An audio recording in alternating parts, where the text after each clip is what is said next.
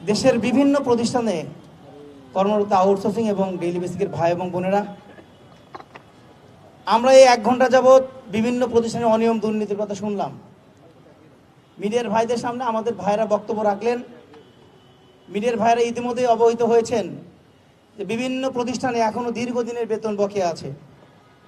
মিডিয়ার ভাইরা ইতিমধ্যে অবহিত হয়েছেন যে প্রতিষ্ঠান নীতিমালা সরকার দেওয়ার পরেও অসংখ্য প্রতিষ্ঠানে আমার ভাই বোনেরা চাকরিচ্যুত হচ্ছেন। মিডিয়ার ভাইরা এখনো অবহিত হলেন যে এই আউটসোর্সিং কর্মচারীদের চাকরির নিশ্চয়তা দেওয়ার পরেও অসংখ্য প্রতিষ্ঠানে ঠিকাদারি প্রতিষ্ঠানগুলো লক্ষ লক্ষ টাকা দাবি করছে, টাকা না দিলে তাদেরকে চাকরিচ্যুতের হুমকি দেওয়া হচ্ছে। মিডিয়ার ভাইরা এই 1 ঘন্টাতে অবহিত হলেন বিভিন্ন প্রতিষ্ঠানে এই 30শে জুন চাকরির মেয়াদ শেষ হবে।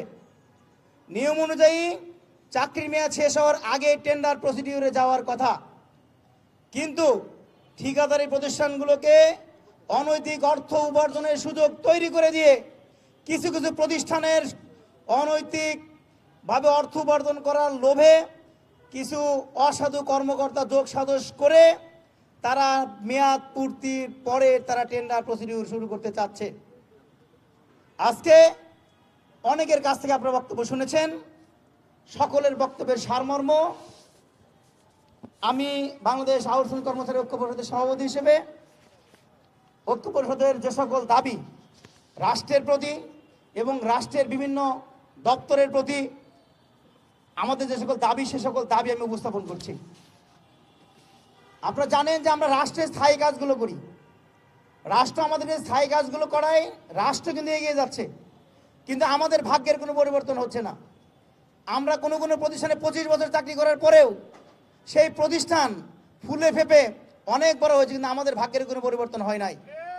25 বছর আগে একজন কর্মচারী যে বেতন পাইতো, 25 বছর পরে একজন জয়েন করে উনি যে বেতন পাচ্ছেন, 25 বছর পরে আজকে যিনি জয়েন করছেন একই বেতন পাচ্ছেন। এইটা কখনো এরকম বৈষম্য পৃথিবীর ইতিহাসে কোনো চাকরিতে নাই। আমরা রাষ্ট্রের কাছে দাবি জানাচ্ছি, আমরা যেহেতু রাষ্ট্রের গুরুত্বপূর্ণ এবং স্থায়ী কাজগুলো করি এবং এই রাষ্ট্রের উন্নতি যদি আমাদের অবদান আছে, আমরা বিশ্বাস করি বর্তমান সরকার, জাতীয়তাবাদী সরকার, শ্রমিক বান্ধব সরকার এবং মাননীয় প্রধানমন্ত্রী ইতিমধ্যেই শ্রমিকের পক্ষে কথা বলা শুরু করেছেন।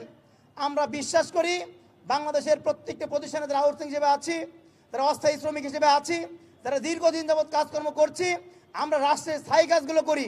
পর্যায়ক্রমে ঠিকাদার ব্যতীত আমাদের সরাসরি প্রতিষ্ঠানের সাথে আমাদেরকে অন্তর্ভুক্ত করতে হবে এবং পর্যায়ক্রমে আমাদেরকে স্থায়ীকরণ করতে হবে, আমাদেরকে আত্মীয়করণ করতে হবে।